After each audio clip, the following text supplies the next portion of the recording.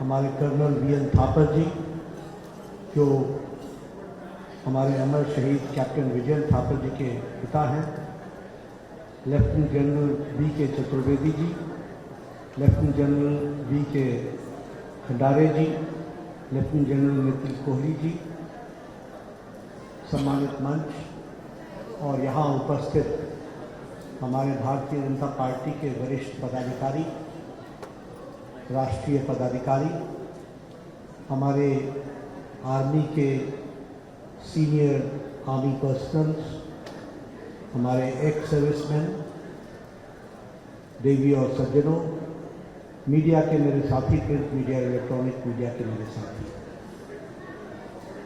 हर साल की तरह हम इस बार भी 26वां कारगिल विजय दिवस मना रहे हैं। पार्टी में हर साल हम इस भारतीय जनता पार्टी के विस्तार में आकर उन जवानों को, उन वीर सपूतों को, उन सेना के शौर्य को आज के दिन हम याद करते हैं और हम याद करते हैं कि किस तरीके से उन्होंने ऑपरेशन विजय दिवस में, ऑपरेशन विजय में उसके भाग लिया था और कारगिल युद्ध में विजय हासिल कराई थी। एक बार पुनः आज के दिन उनके शौर्य को हम जहां नमन करते हैं, वहीं उन अमर शहीदों को दिल से नमन करके याद करते हैं आज के दिन। मित्रों, हम सबको मालूम है कि 26 साल पहले लगभग 1999 की फरवरी में हमें ध्यान में आया कि Kargil sector, Dras sector, Batalik sector, Mushkoh sector और टाइगर हिल, इस पर पाकिस्तान के लोगों को, पाकिस्तान की फौज पीठ पे हमारे छुरा भोग कर वहाँ, जिसे कहते हैं कि चालाकी से, वहाँ उन्होंने कब्जा करने का प्रयास किया। हम यह भी जानते हैं कि यह कारगिल में उस समय के प्रधानमंत्री अटल बिहारी वाजपेयी जी ने हुक्म दिया, ऑर्डर दिया कि हमारी सेनाएं उस स्थान को फिर से वापस ले और वहाँ तिरंगा झंडा फहराया जाए। भारत का टाइगर हिल है, भारत का टाइगर हिल रहेगा, इस बात को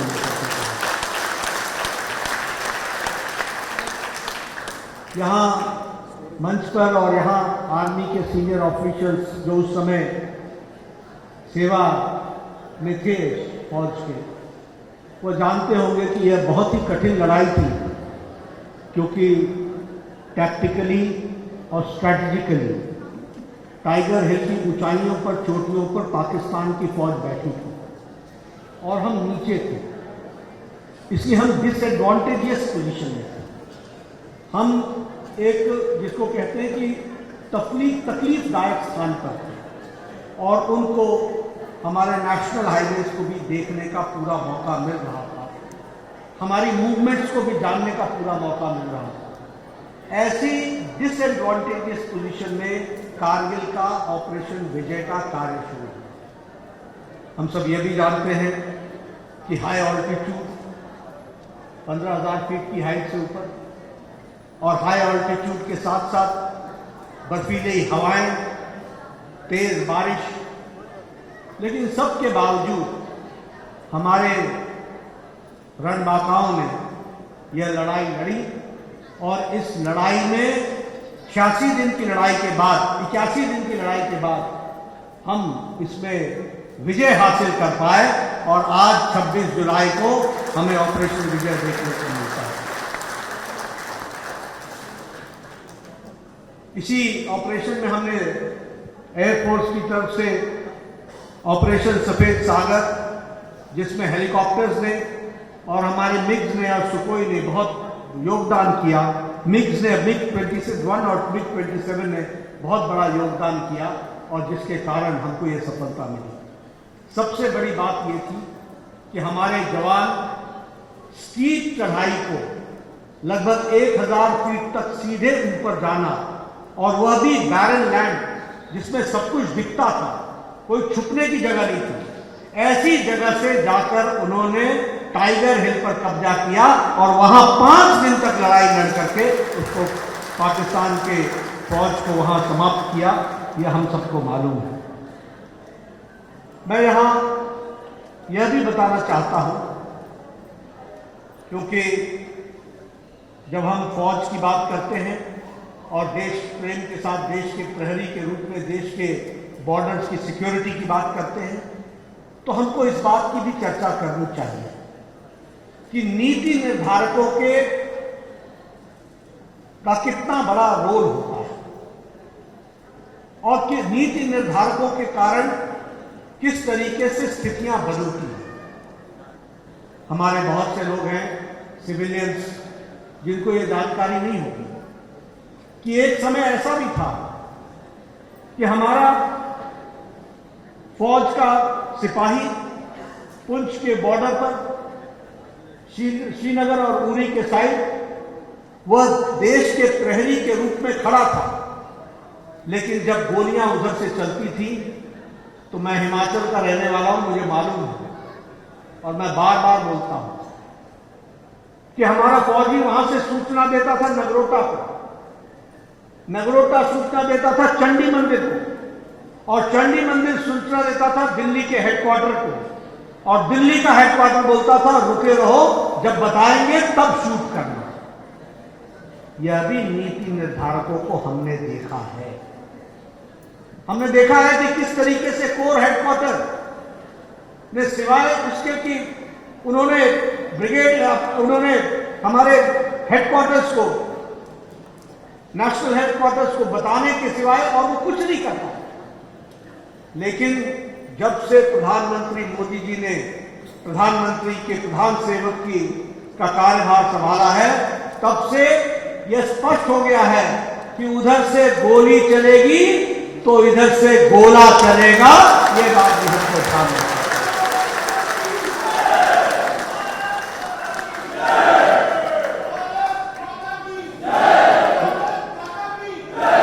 रुकना नहीं है, गोलियां बरसाते रहना है जब तक कि उधर से गोली चलना बंद ना हो।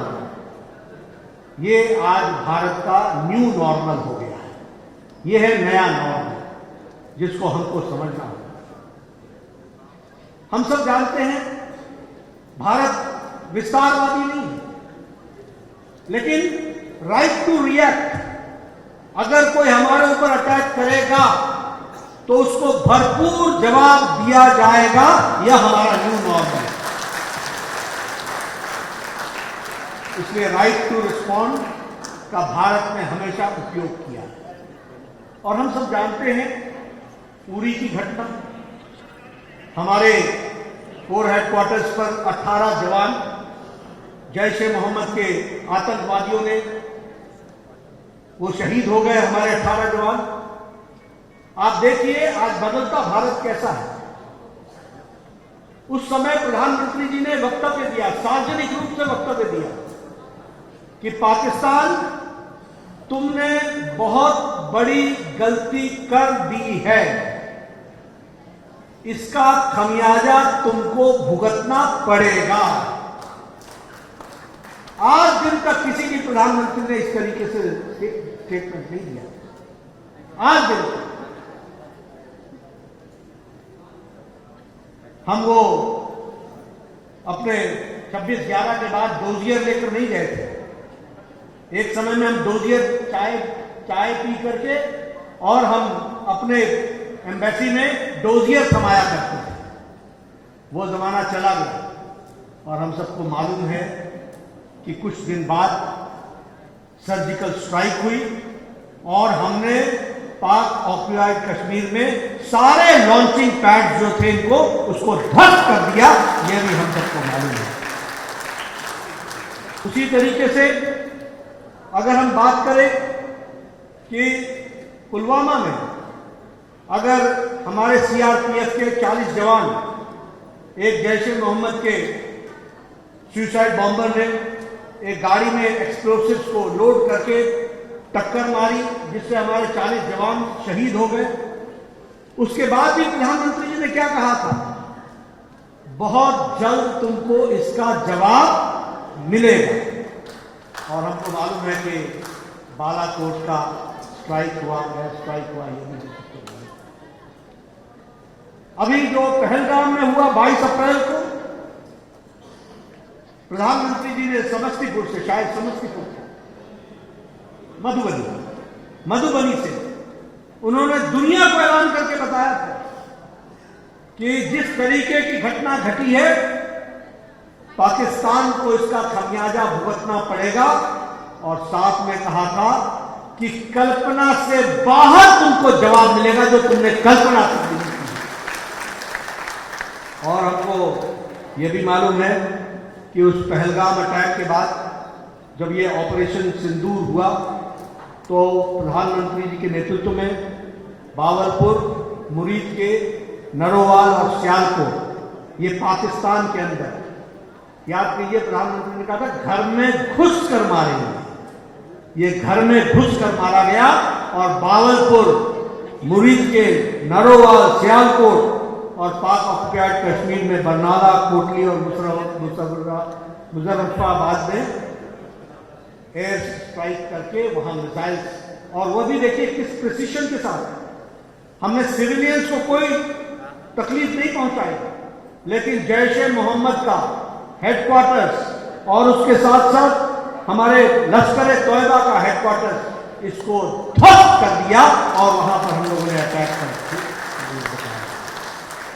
इसलिए ये बदलता भारत है, ये न्यू नॉर्मल हो गया है, ये अभी हमको ध्यान रखना चाहिए। और आप देखिए कि किस तरीके से पाकिस्तान में अपने आप को बचाने के लिए सिविलियन एयरक्राफ्ट वो चलाते रहे और हमारे तरफ वो अटैक करने की कोशिश करते रहे, लेकिन उनके मिसाइल्स को हमारे एयर सिस्टम ने नाकामयाब कर दिया और भारत पर कोई भी किसी तरीके का अटैक नहीं हुआ। लेकिन भारत ने जो अटैक किया 9 और 10 मई को, और उसमें भारत ने 3 घंटों के अंदर नूर खान, रफीकी, मुरीद के, सुकूर, सियालकोट, पसरूर, चुनिया, सरगोदा और बुलारी में और जकोबाबाद में 11 सैन्य ठिकानों को ध्वस्त करने का काम किया। यह भी हमको ध्यान रखना है। ये भारत का नया नॉर्मल हो चुका है, जिसको हमको हमें समझ लेना चाहिए।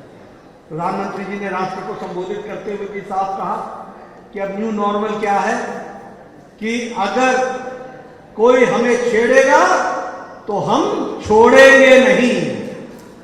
दूसरी बात, प्रधानमंत्री ने कहा हम अपने तरीके से और अपने ढंग से जवाब देंगे। और उन्होंने साथ में यह भी कहा कि एटम बम की धमकियां देना बंद करो, ये गीदड़ भक्तियां बंद करो। और सबसे बड़ी बात प्रधानमंत्री ने कही कि ऑपरेशन सिंदूर समाप्त नहीं हुआ है, स्थगित हुआ है, ये कंटिन्यूटी में चलेगा।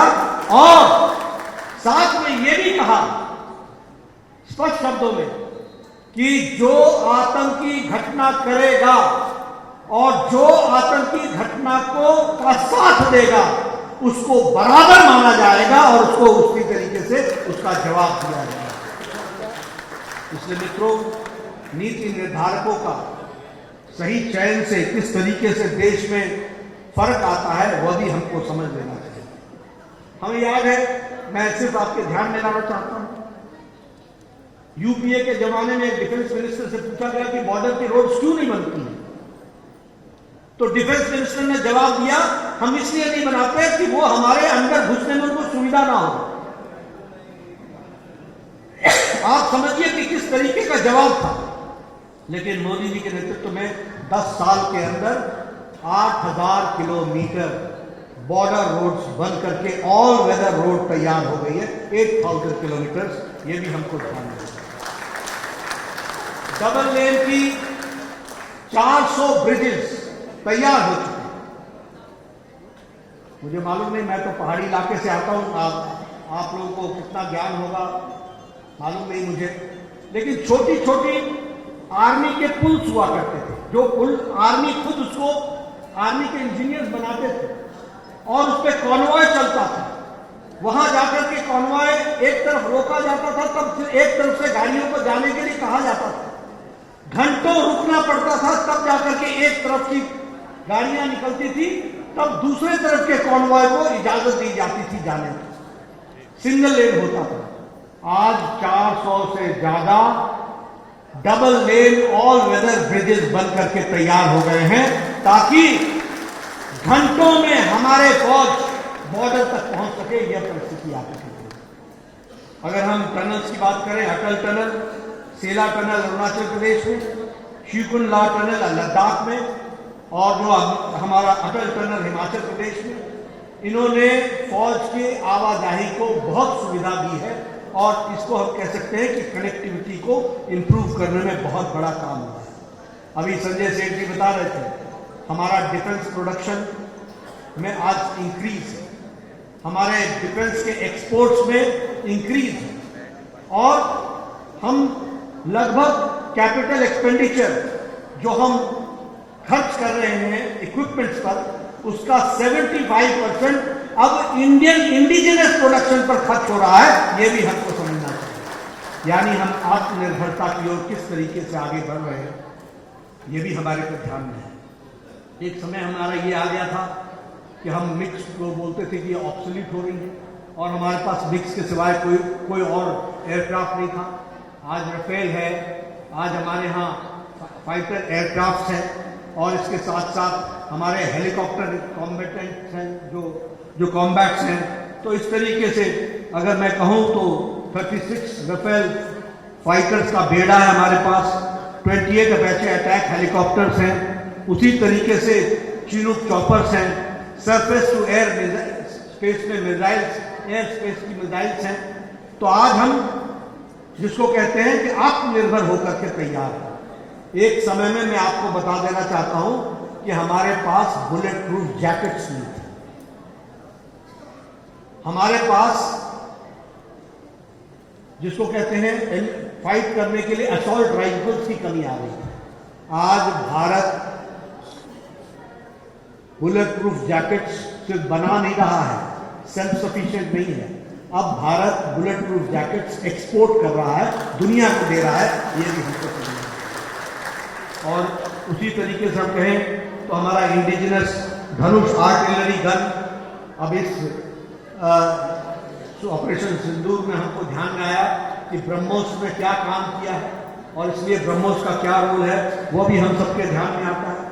हमारे नेवी में INS सूरत, INS नीलगिरी, INS वागसागर, हमारे INS विक्रमादित्य, ये सब कमीशन होकर के तैयार हुए हैं। इसलिए चाहे गगन में बात करोगे, चाहे धरती पर बात करोगे, चाहे समुद्र जल में बात करोगे, हर जगह मुंह तोड़ जवाब देने के लिए भारत तैयार है। ये हमको समझना है। ये बदलता भारत है, ये न्यू नॉर्मल है, और इसी नॉर्मल के साथ प्रधानमंत्री ने कहा है ऑपरेशन सिंदूर समाप्त नहीं हुआ है, वह जारी रहेगा। और हम सब लोग भारतवासी प्रधानमंत्री मोदी जी के नेतृत्व में एक सुरक्षित आत्मनिर्भर भारत की ओर अग्रसर हो रहे हैं। इस बात को हमको ध्यान में रखना चाहिए। मैं आपका ज़्यादा समय न लेता हूँ, सिर्फ यही कहूँगा कि आज हम उन वीर योद्धाओं को नमन करें, उन्हें याद करें जो उनका योगदान है, और जो हमारे वीर शौर्य से ओतप्रोत हमारे जवानों ने जिस तरीके से कारगिल में युद्ध लड़कर कारगिल में विजय हासिल की थी, उनको देश नमन करता है, याद करता है, और हमें इस बात की खुशी है कि उनका बलिदान कभी व्यर्थ नहीं जाएगा। इस बात का हम निश्चित रूप से हमारी सरकार आश्वासन देती है और आश्वासित रहती है। हम सब लोग देश की सुरक्षा के लिए कृत संकल्प हैं। अगर कोई सिविलियन है तो ये नहीं है कि उसका जिम्मा नहीं है, हम सब लोग देश के प्रहरियों के साथ खड़े हैं। 140 करोड़ का देश सुरक्षित है और हमारे वीर जवानों के कारण सुरक्षित है। उनको हम नमन करते हैं और कारगिल दिवस को याद करते हैं। इन्हीं शब्दों के साथ बहुत बहुत धन्यवाद।